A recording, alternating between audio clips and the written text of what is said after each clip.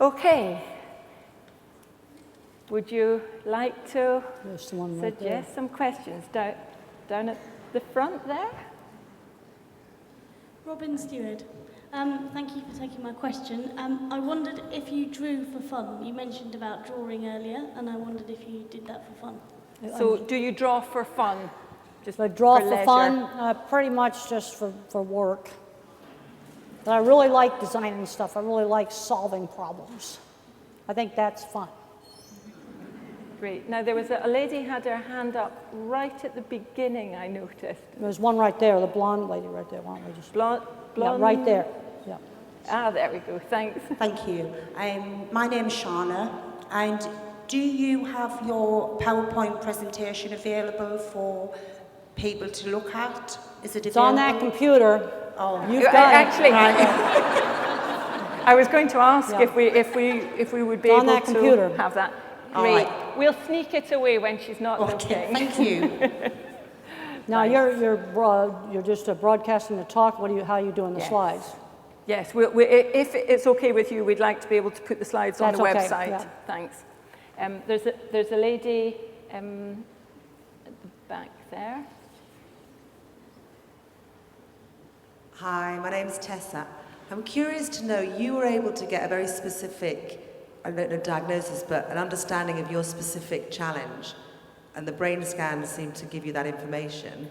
As a mother of a child, how would you, if you didn't have access to brain scans? Right, now what we learned from the brain scans is what showed up clinically. In other words, problems with speech output. I couldn't get the speech out, showed up in the brain scan. Problems with balance showed up in the brain scan. I was fearful. A visual thinker, that showed up in the brain scan. What the brain scan did is confirm. What it did is confirm that what you see clinically, a child has trouble with math or that will show up in these very sophisticated brain scans that are not available. So don't get too worried about it. What you need to do is get away from the autism umbrella and say, now what is your kid's specific problem? If he can't talk, we work on speaking. One thing that definitely is true is if you have problems with speech output, that's a different kind of a problem than an echolalic kid that yaks out all these television commercials, but he doesn't know what they mean. The meaning circuit's not hooked up, so then you got to teach him what the words mean. So if he's singing a car insurance ad, then right when he says car, give him a toy car.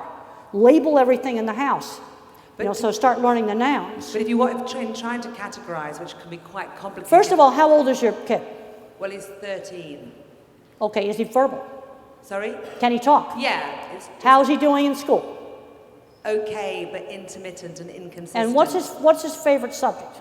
Music. And okay, so he's good at music. Yeah. Maybe we need to develop music professionally. Maybe that's the thing we need to develop. Can you get him in the school band? Can you get him in some local music activities? Let's get him outside the school and out in the community doing things with music. Doesn't matter what the brain scan shows. So you work with what you've got and... Take the thing they're good at and work on it. Forget about the brain scans. All the brain scans did is show that they were, where I had problems, they showed up in the brain scan. Where I had talent showed up in the brain scan. But these are highly experimental equipment. There's only, some of these scanners, only one scanner only exists in the whole world that can do this. And we got to thank our Defense Department for paying for that. Yeah. But the thing it confirms is what you find in the brain, you also will see it in the child's behavior. And so what we're going to need to do is you need to start thinking a lot more specific about what the particular problem is. This kid's good at music. Let's work on building that up. Maybe he can become a musician. Let's work on getting him into a career in music. That's more important than putting him in a brain scanning machine. Great, thanks. There's a lady at the front here who's got the mic. I'm Holly Judge, and I want to know, how do you transcribe your visual thoughts into written text? How do I transcribe it into text? My visual thoughts? And what advice I would like is for someone with AS traits and dyslexia who struggles with the process of academic writing and wants to succeed in academia despite Well, this. first of all, I learned, fortunately I had parents and everybody spoke proper English. They didn't speak a lot of slang. And I just learned all the connector words like a parrot, like this and is. And so you first of all got to learn the meaning words. See, when I write like the methods section for scientific paper, about cattle. I see the cattle and what we're doing with the cattle, and then I write down description that describes the picture in my head of what those cattle are doing. And I can play that like a video recording. What about complex academic papers? Well, you know, there's some abstract stuff. I still have to convert it to a picture. Give me an example. You see, the thing is, complex academic paper, that's too vague. Ask me something specific. Got to remember, everything is specific examples. I don't know what a complex academic paper is. Well, just, you know, your articles, I mean, you say you have visual images in your head. How do you find the vocabulary and the words to put to those images to write? Well, I had to just learn them. You know, you know, let's just start out with learning nouns, and you learn verbs, and you learn what I call position words, up, down, in, stop, go. And then I just listen to the way my mother and the teachers talked. I just copy that like a parrot. You know, like the structure of the grammar, that's just done like a parrot. And I had to learn the words. You know, you don't say book on table, you said the book is on the table. Well, I just put that in like a parrot because I heard other people say that. But everything's specific example. Like, what do you want to teach your kid? Give me an example. Tell me, what do you want to teach him? Well, I really struggle with academic writing. Academic writing, okay. What kind of academic writing? Well, essays. Essays, okay. And what grade level is this at? Well, higher education, university level. So he's majoring in college and higher education? Yes. Well, you see, I kind of like just put it all out in my mind like pictures. Now, one problem with a visual thinker like me is we tend to ramble. So what I have to do is make a really strict outline of what I am going to cover. And I have a rule: no more than one double-spaced page of text, you know, like printed out on the computer, without having another outline header. Otherwise, I ramble, and I make an outline of what I'm going to go over. Otherwise, I just ramble all over the place. Okay, thanks very much. I'd like the lady in the middle there. Yes, thanks, Paul. Hello, I'm Stephanie Wright. I've got a question from somebody from an Asperger's group on Facebook. Their question is, how hard was it for you to plan for your future? What made you to consider the future as something to be planned for? Well, I got really interested in all my cattle stuff, and my business sort of started one little project at a time. And I always had this urge to make things. And it started ever since a young child. When I was a young child, if you could make it out of cardboard that came from my father's shirts laundry, where they put cardboard in the back of the shirts, so I would make it out of that cardboard, scissors and adhesive tape, I made it. So ever since as a very young child, I was encouraged to make stuff. I got a wood shingle, and I cut out little sailors, and I stuck them on the window. That was an aircraft carrier.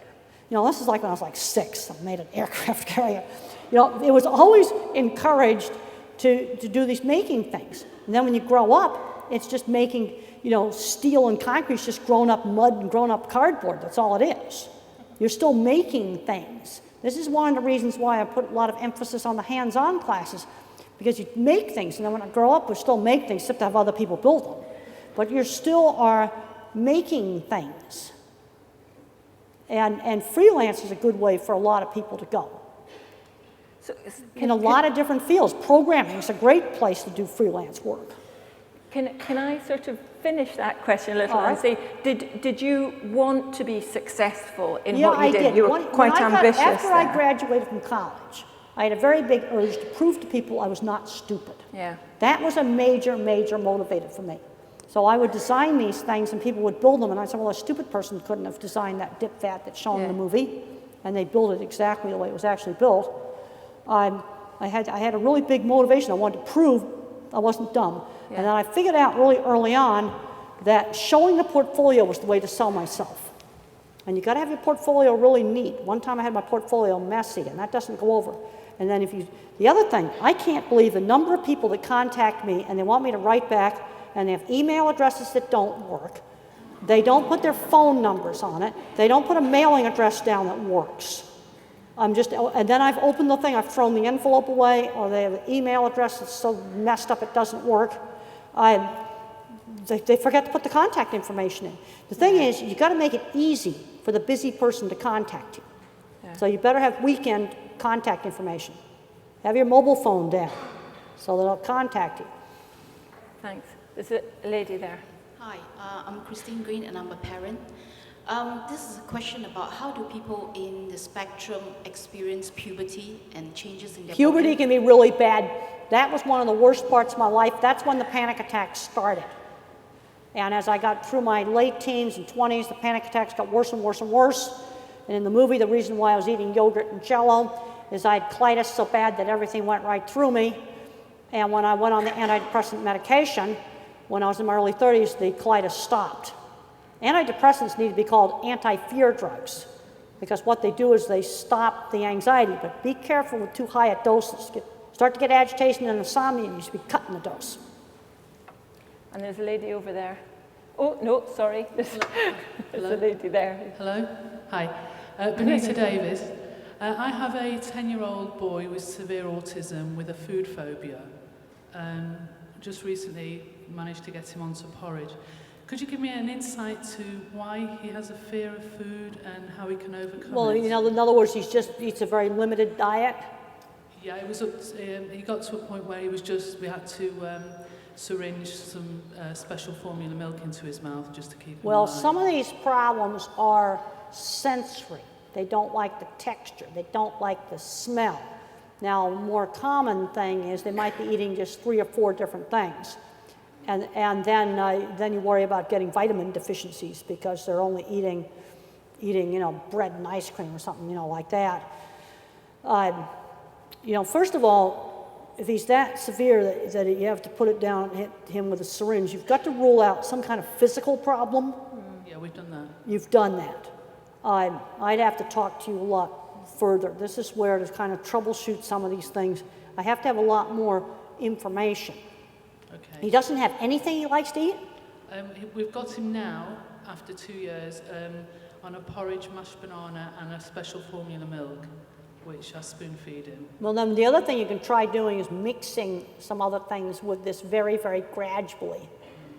And that might help. Yeah, thank you. Thank you. Thanks. There's one over there. Hiya. My name's Mary Jo. My question is, how are you taught about bodily functions? So being able to go to the toilet, that feeling of being unwell, those kind of... Just have to just teach it. You just teach it in a real matter-of-fact way. Like you don't take your clothes off in public because it's a rule, and that's one you don't break.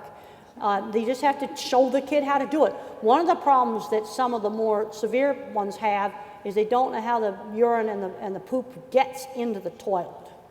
So somebody's got to demonstrate this. And I mean, when I say you leave nothing to the imagination, if you leave any part of it out and they don't see how it works, they don't understand how the waste actually gets into the toilet. Somebody's got to demonstrate it, and they got to leave no parts of it out. If you want more information on that, I will talk to you afterwards. I think that's fine. We're filming. Okay. That's fine. Okay. Yes, Heather at the back. Hello there. I've got a 10-year-old daughter with Asperger's, and she is just starting her periods. She's currently on Prozac, and I just wonder whether the Prozac did a big difference to you in the way you felt and the anxiety. She's often sick. Well, the Prozac, I mean, the medication, antidepressant medication, stopped about 90%. It was terrible, terrible panic attacks. Now, the problem is right when you go into puberty, see, then you come under the influence of the hormones, of estrogens. And I found that anxiety attacks did go with my cycle. When the estrogen levels would be high, I had more anxiety. And puberty was when my anxiety attacks started. Yeah, she's often sick, sort of going to school in around big. I think her sensory level to sound is very, very high. So she's got a lot of sound sensitivity problems. She has in large groups of people. She has panic attacks and is often physically sick.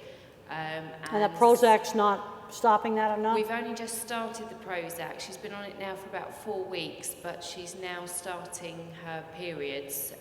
Well, then, see, the thing is, what the Prozac will do is it stops the anxiety, but it doesn't teach you things. No. What the Prozac does is get you calmed down enough so you can learn things.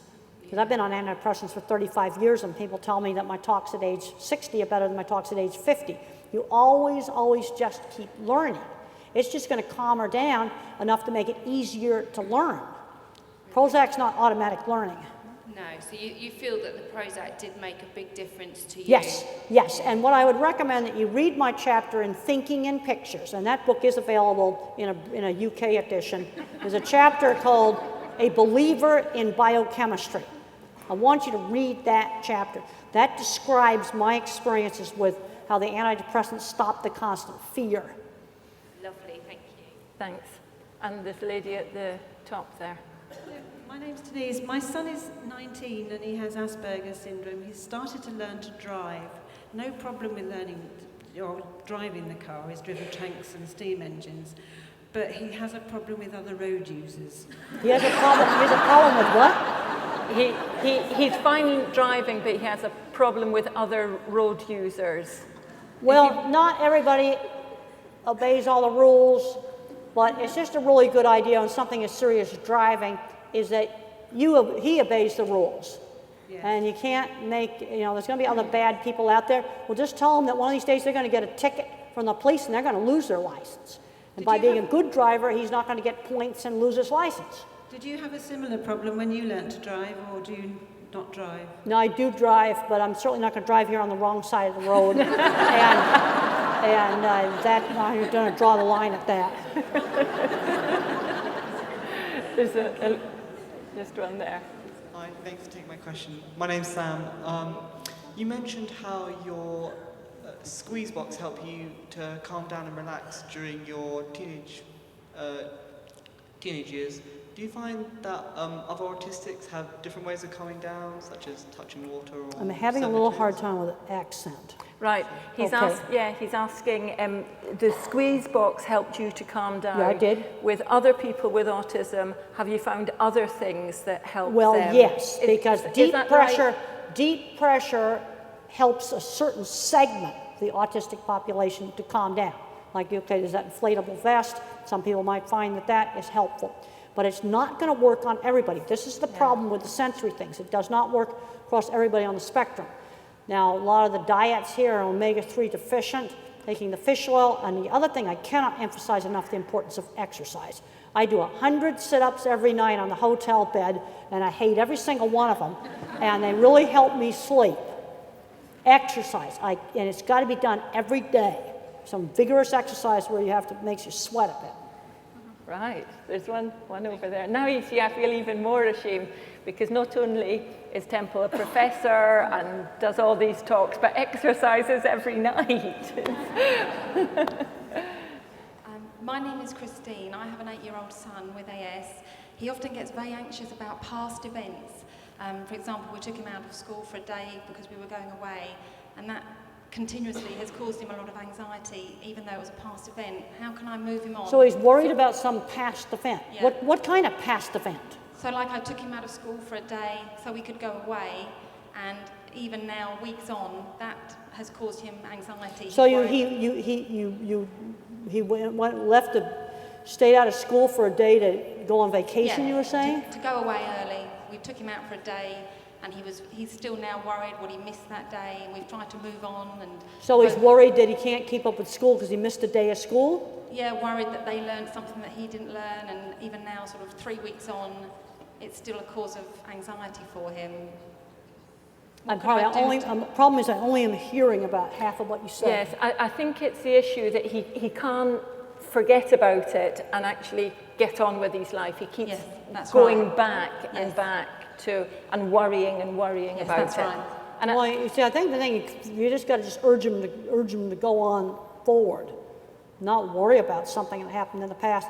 I mean, one of the things I used to have a lot of problems with would be if I made a mistake on a job. I can remember one of my early cattle handling designs, the client didn't like the project, and I thought, well, maybe I'm just going to have to quit designing these things. But fortunately, a really nice friend of mine, a contractor that built the project, said, well, just because that guy's a jerk, that doesn't mean you should give up designing livestock facilities. Yeah. See, some of this gets into this perfectionist thing, where you have kids destroying really good work because it's not perfect. And what they got to learn is they got to do stuff that's good and excellent, but nothing is perfect. Like, for example, National Geographic, that's a magazine we have, and if you get your photographs in there, it's like a top of photography. Well, if you go through the National Geographic, you can find a few mistakes in some of the pictures. But overall, the picture was really good. They wanted to use it. There's a lady at the front Hi, there. my name's Sue, and I've got a 6-year-old with Asperger's, and I watched your movie last week, and something in it really resonated with me, and that was seeing Claire Danes flipping the air conditioning flap in the room, and that. Well, that was how I figured out. You see the way the lever worked on an air conditioning flap. Yeah. That showed me where to hook the rope up to pull the gate open. Well, that really resonated with me because my son is constantly flicking light switches and any switches, the answer phone and everything else. And it suddenly made me think that maybe he's actually trying to work something out rather than Well, I think just some of them driving me might crazy. I think some of them are doing it for sensory reasons because they're flicking on the lights on and off, might calm them down. Others might be. I was trying to figure something out. It's just that when he's doing it, he's watching really intently. He actually watches, he's looking at the lights while he's doing it, and he's... Well, some of this is stimming to calm down because after lunch, I was allowed to have a time after lunch where I could sit in my room and spin this brass plate round and round that was on the bedpost, and I would watch it spin all different kinds of ways, and other, if I was at the dinner table, then I wasn't allowed to do that sort of stuff.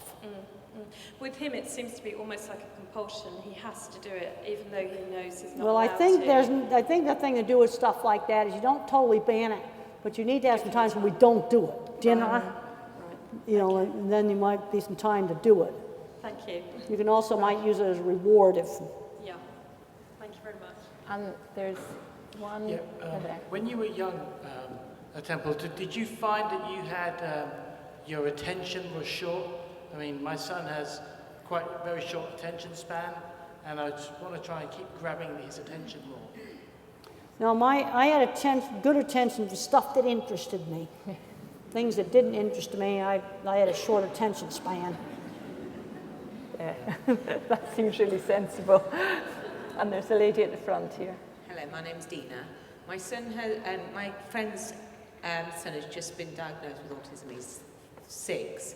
But he won't wear anything that has buttons on, or he won't touch buttons at all or anything. He won't wear anything that has buttons on? No, so she has to modify all his clothing. Is there any sort of way she can get around this?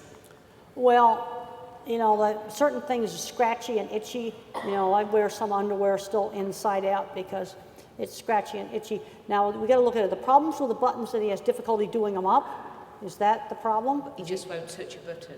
He won't touch it. He doesn't want to touch the buttons. No, and he doesn't want to. If she brings him home a new T-shirt and it's got a button on it, he won't even put it on. He won't put on if it has a button on it. He won't sit on his mum's lap if she's got a top with a button on. I'm sorry, I can't. I can't. You see, I do have an auditory processing problem, and I have to figure out a lot of words by context, and the accent's just enough that I only hear about half of what you're saying, unfortunately. It's something about the... It sounds like he won't have anything to do with buttons anywhere. No. It's a real button phobia. Yeah. So it's touching the button? I mean, because, if the shirt's buttoned up, he's not even touching the button. No, but he will not put the clothing on to start off with. Buttons.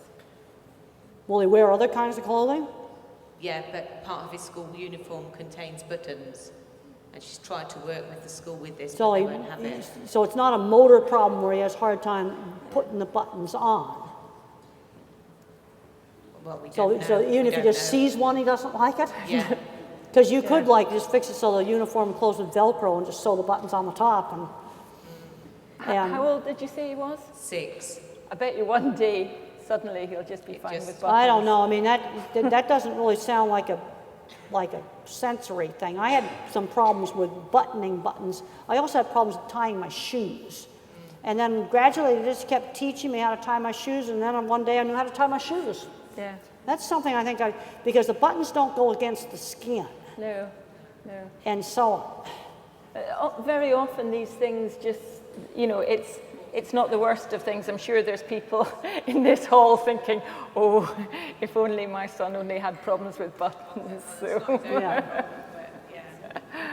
Now, there was a lady there with the mic. Hi, my name's Annie. We have a son, James, he's 3.5. I'd really like to, we'd just like to understand him a little bit more. He struggles with day-to-day things, going through doors, being in a park. If other children turn up, we have to leave. He can't deal with just day-to-day life, supermarkets, anything like that. Yet we went to London for a weekend, which was really, really bustling, and he was amazingly perfect. I don't understand that. So she's asking, she's saying her son can't deal with day-to-day things, can't go to the park, can't deal with the usual routine things, but he went to London and had a great time, something that was right out of his routine. Well, maybe he liked London and he thinks going to the park's boring. Because I don't think that... I don't think we can blame that on a sensory issue, because London would have a lot more sensory problems than the park would. We can't do things like The other thing is that sometimes, one thing I had to learn is that sometimes you have to do a family activity that you don't want to do. Church was an activity we did. I hated it. And I had the awful clothes I had to wear, that horrid petticoats that were scratchy, but then I put on underwear that did pretty well cover that up. Sometimes you just got to do stuff you don't really want to do because the rest of the family wants to do that. Then other times you get to do something that you want to do. But that, I don't see how there could be a sensory problem at the park unless there was something there, like a dog or something scared him there at one time. It tends to be other people that scare him. Other people. And we well, can't there's people at London. Well, this is what we couldn't understand. We don't manage to get through doorways very well and all things like that, but we can go to London and be surrounded by crowds I'm going to bet you people. somebody did something bad at the park. And he's got some kind of fear memory about the park. One ever so quick question. Most of us are friends with you on Facebook. Is it really you? Is it really you on your Facebook account? Is it really you that's Well, on the Temple Grandin webpage where questions are answered, the ones where, kind of unique questions are, I answer those. The ones where they ask the same frequently asked questions, that's done with a form letter because we get hundreds of the same questions. My kid has potty training problems. My kid has sound, loud noise bothers them. It's the same questions over and over and over again, and we have a whole frequently asked questions thing, and they just referred to that. But you do the interesting ones, The interesting ones, and they screen them. There's too many of them for me to answer, but I answer probably, and they don't always get answered quickly, but I answer probably about 50 or 60 of those things a month. Oh, great. And then the others are just sent to the frequently asked questions. Yeah, lovely. Because the frequently asked questions cover about 80% of the questions. Yeah. There was one there. Hello, my name is Krista. I have a 14-year-old daughter with Asperger's. My issue is that at home, when she's feeling upset, I can calm her and restrain her as well with a deep pressure hug, and it calms her down. Okay, good. Problem is that she's very, very attached to me, and when she's at school, when she gets upset, she wants to come home. She doesn't want a deep pressure blanket because she's been bullied in the past, and she doesn't want to appear different. How can I keep her at school when she's upset? So first of all, what's getting her upset? She gets anxious about friends, different things in the classroom she doesn't always like. I'm sorry, I'm feeling very anxious myself at the moment. She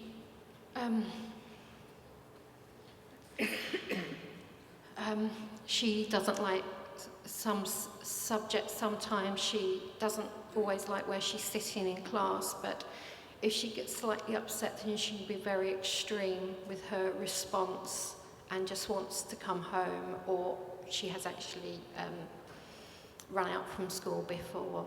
She is in a mainstream and So she's in a store, and you said she ran out of a store? School. Oh, school, okay.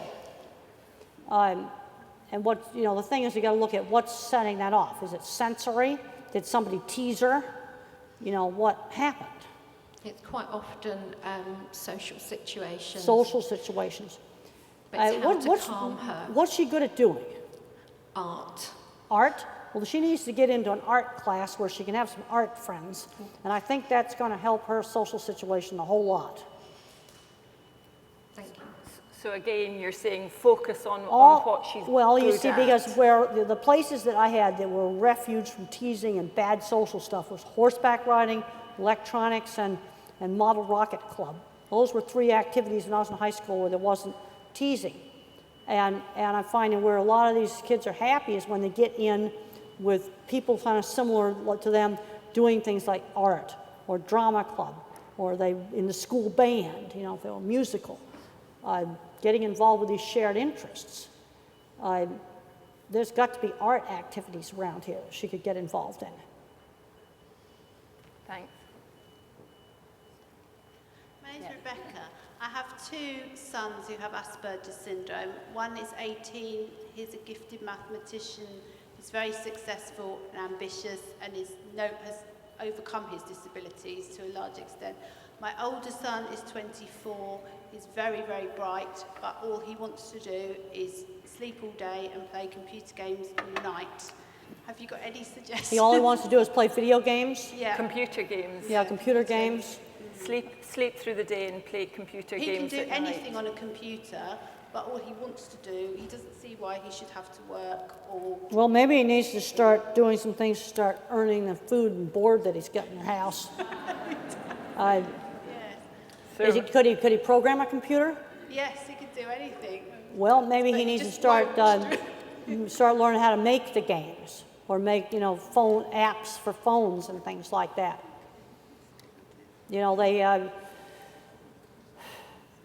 know, some of them are, you know, as long as they can just freeload, they're going to do it.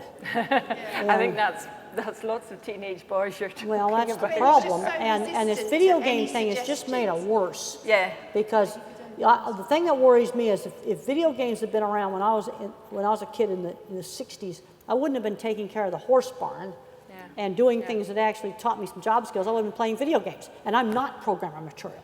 There's no way I could learn to program, and I don't do the right type of artwork for video games. So I'm useless to the video game industry, but I would have, and I'm seeing too many smart kids, and I've talked to a lot of college counselors about this getting addicted to video games. Some people say, well, you're just an old fogey. I said, if they could make a living playing them, I have no problem with it.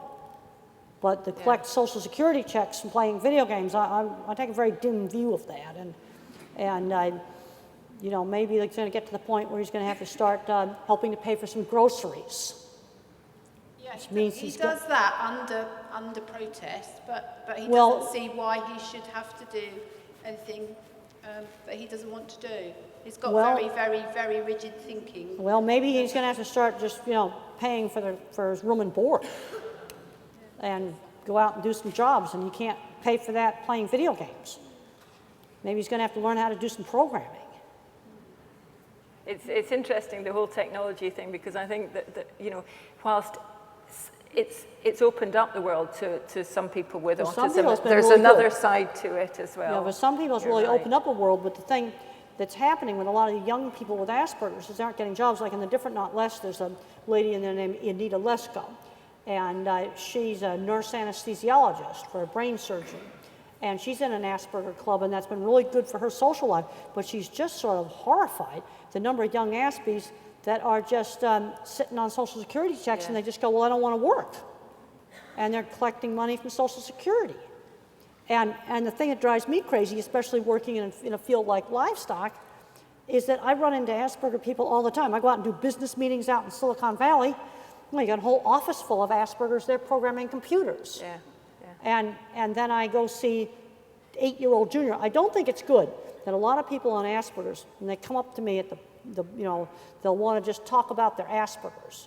I'd rather have them talk to me about their science project, or they like art, or they like, you know, something that they can make into a career. Autism is an important part of who I am, but I'm a college professor first, and I won't let autism totally take over.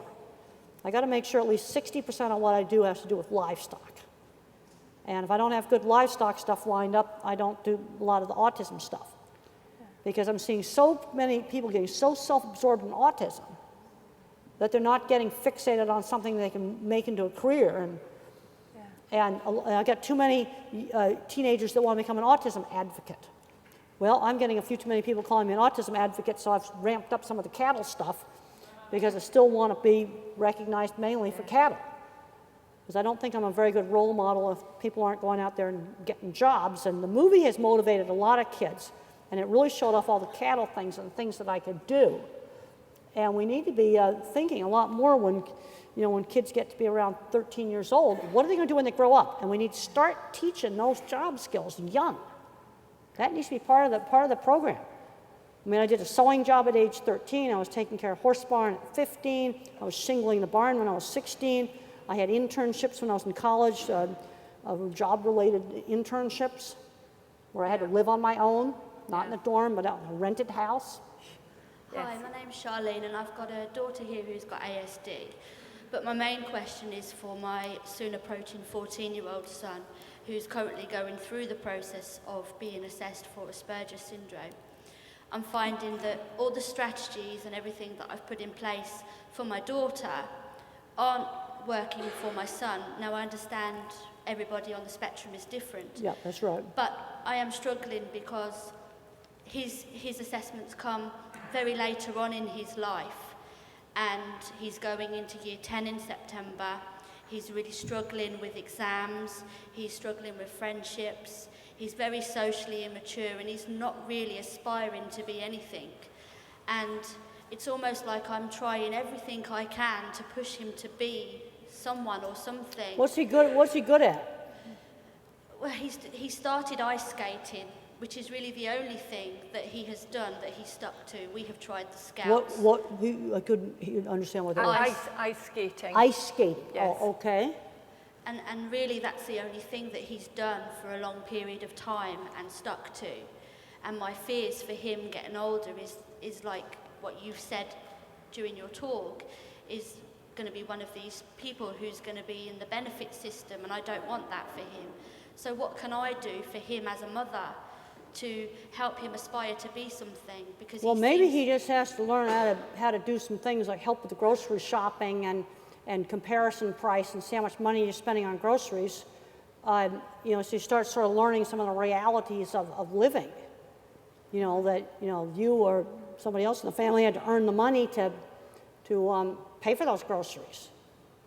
Because he does go to a thing like an organisation, a respite organisation, where they promote and teach independence and life skills for the children. And so is he at a special school now, or is he at home? No, he's in mainstream. To be fair, he's doing okay.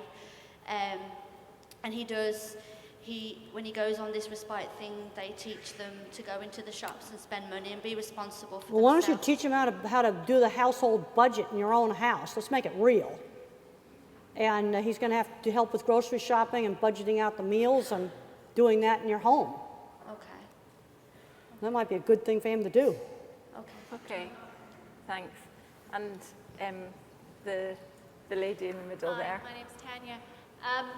My question is about my 11-year-old son who's in mainstream and who's, what's the word in English? He's very happy with who he is, and he's very accepted in his mainstream school. Good. He's a very joyful person. Good. And he's 11 now, so there's a big transition to high school. In our area, there's 2 rather large high schools that have never taken on the challenge of having a child who toes the line, is interested in doing well and loves people and is interested in the world, but has got a big communication disorder on the spectrum and sensory difficulties as well, alongside the joy and the wanting to be sweet and loving the world.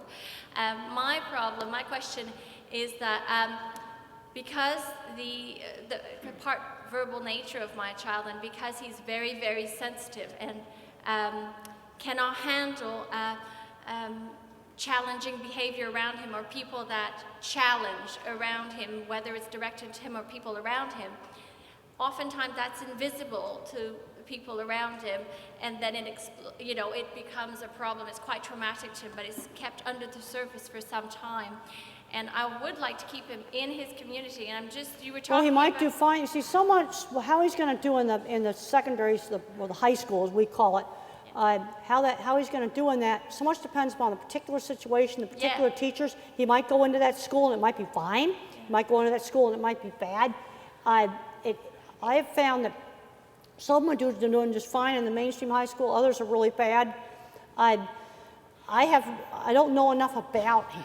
I'm not asking that He's so much. doing well, you said he's doing well in mainstream. In terms of his sense of self, and I'm quite happy to plug into my community because I so agree with you about plugging into whatever makes sense to that person and using the community and using your imagination.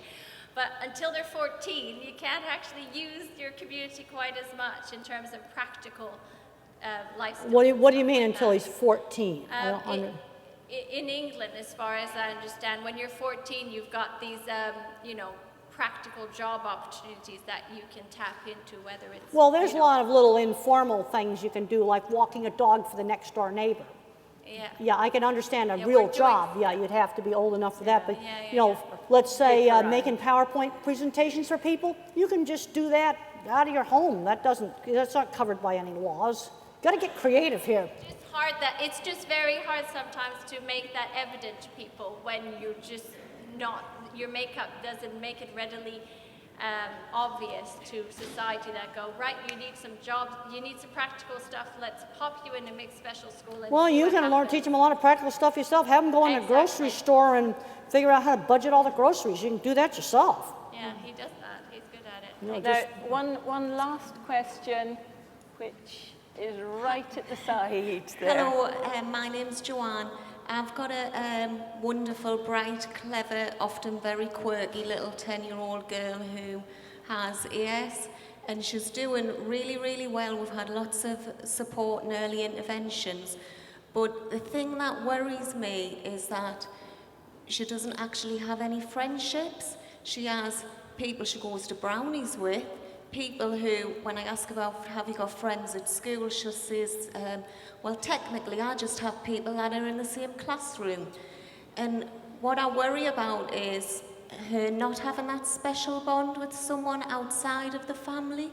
So my question is, do you think friends are important? Yes, I think friends are very important. And when I was 14, I had friends in high school. We rode horses together. So again, it was the shared interests. That's where I had friends. That's why I put so much emphasis on that, because that's where my friends were. And when I was in the boarding school, I had a roommate, and horses was our whole life, and we did that together. Now, what kind of things could she be good at that she could do with other people? She is good at things, and we build on our strengths and our talents, which are photography and computers.